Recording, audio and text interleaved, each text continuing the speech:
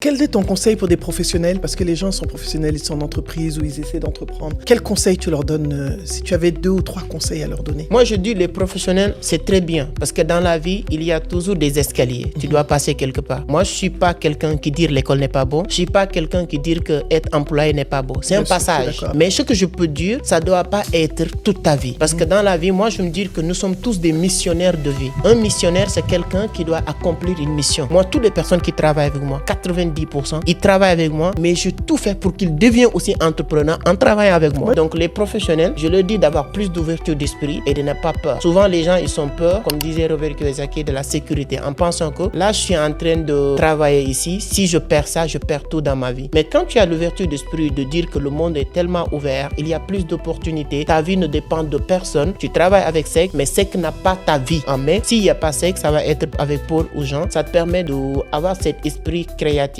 Le mindset. Je voudrais qu'on vienne sur le mindset. Où est-ce que tu prends ce mindset? Vraiment, tu as un mindset très puissant.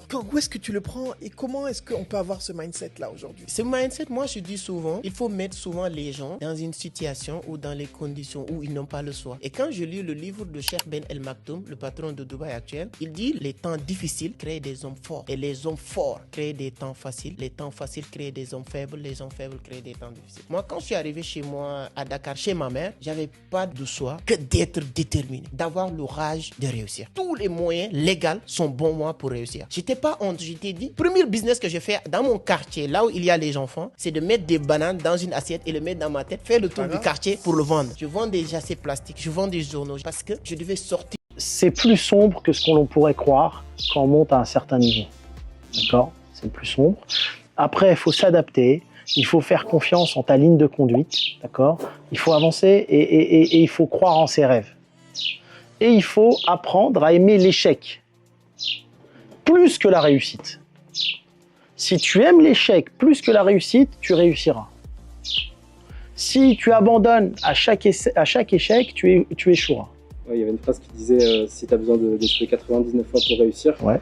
L'objectif, c'est d'échouer le plus rapidement possible. Exactement. Comme on dit, on apprend de ses échecs, mais pas de ses réussites. Voilà. Magnifique. Les réussites ne m'ont jamais rien appris. Réussite, c'est quoi? Tu développes une chaîne, tu l'avances, 100 millions, t'as réussi, t'as rien appris. Ce n'est pas parce que tu dis la vérité que tu as raison. Je répète, ce n'est pas parce que tu dis la vérité que tu as raison. Il y a une grande différence entre la sagesse et l'honnêteté. Et pour mieux illustrer ces propos, je te recommande de regarder cette vidéo. Un sans-abri a trouvé 890 000 € dans un sac et a choisi de les remettre à la police. Voici ce qu'il s'est passé. Les faits se sont déroulés ce mercredi 17 septembre tôt le matin près de la gare de Lyon quand un homme sans-abri âgé de 53 ans accompagné de son chien a découvert un sac abandonné. Pensant qu'il pouvait s'agir de drogue ou d'un simple bagage oublié, il a ouvert le sac et a eu la surprise d'y trouver une énorme somme d'argent en liquide. L'homme a immédiatement alerté la police expliquant sa découverte mais craignant qu'il ne s'agisse d'un piège. Après vérification, les forces de l'ordre ont confirmé que les billets étaient bien authentiques. Le montant retrouvé a été évalué à 890 000 €, ce qui constitue une saisie record pour la police lyonnaise. Cependant, la situation a pris un autre tournant dramatique pour le sans-abri. En raison de son absence de papier et de sa situation irrégulière depuis 2 ans, il a été placé en garde à vue dans l'attente d'une décision judiciaire. Selon les autorités, les 890 000 € qui ont été saisis seront détruits. De son côté, l'homme dénonce une profonde injustice. Il affirme avoir voulu agir en citoyen responsable, espérant être félicité ou récompensé pour son honnêteté. Au lieu de cela, il risque désormais une obligation de quitter le territoire français. Il confie regretter son geste. Voilà un monsieur sans abri, sans papier, qui trouve un sac d'argent comportant près d'1 million d'euros. Près d'1 million d'euros. Ça veut dire que si on devrait convertir cela en francs CFA, ça fait près de 600 millions de francs CFA qu'il a retrouvé dans un sac dans la rue. C'est un sans-abri. Il n'a pas de papier. Il s'est dit, je vais dire la vérité et je vais être honnête. Conséquence, il va être rapatrié dans son pays sans rien. Vous comprenez pourquoi c'est un mendiant? Parce que parfois, la nature t'apporte une solution totale à ton problème.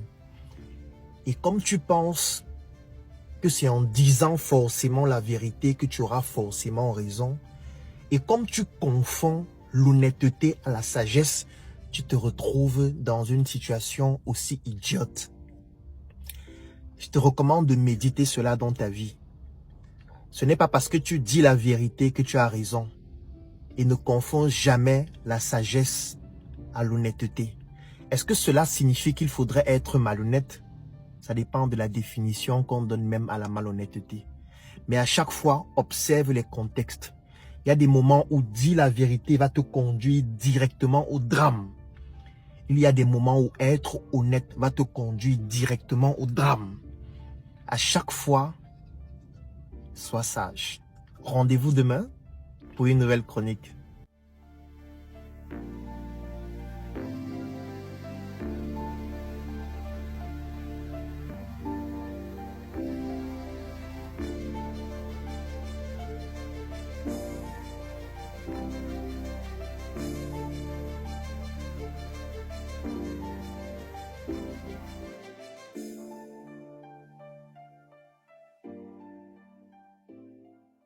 Toutes les personnes qui sont en train de critiquer, de insulter, de moquer les gens, c'est des gens qui font rien. Donc le fait que tu fais et les gens qui font rien en train de parler, c'est normal. Henry Ford dit, dans la vie, il y a deux types de personnes et chacun a son travail. Il y a ceux qui font et il y a ceux qui parlent. Si toi tu fais et tu veux interdire les gens qui parlent de ne pas parler, c'est parce que toi tu es égoïste. Parce que tu fais ton travail et tu veux pas que les autres fassent leur travail. Attends, c'est trop puissant. Yes, c'est puissant ce que tu viens de dire. C'est-à-dire que c'est leur travail. C'est-à-dire il y a des gens, moi si je regarde Maman Nabou, je vois jamais erreur sur ce que Maman Nabou est en train de faire. Pourquoi? Parce que je vois sur quoi je peux apprendre sur Maman Nabou. Donc quand je regarde, qu'est-ce que je dois apprendre? Comment je peux apprendre sur ce qu'il est en train de faire? Donc les erreurs même m'échappent, même s'il y en a. Et beaucoup de personnes qui réussissent ou qui font des choses regardent les choses dans cet angle. Maintenant, les gens négatifs, ils regardent toujours Maman Nabou sur l'autre côté. C'est-à-dire que tu regardes 10 minutes de vidéo de Maman Nabou, il y a 30 secondes qui n'est pas bien sur 10 minutes, mais toi, les 9,97 secondes, tu n'as pas appris quelque chose que tu peux partager, mais c'est les 30 secondes. Donc il y a des gens qui regardent les choses comme ça, ils sont peut-être minimes. Donc moi je me disais que c'est bien, les gens là parlent de toi négativement, te critiquer.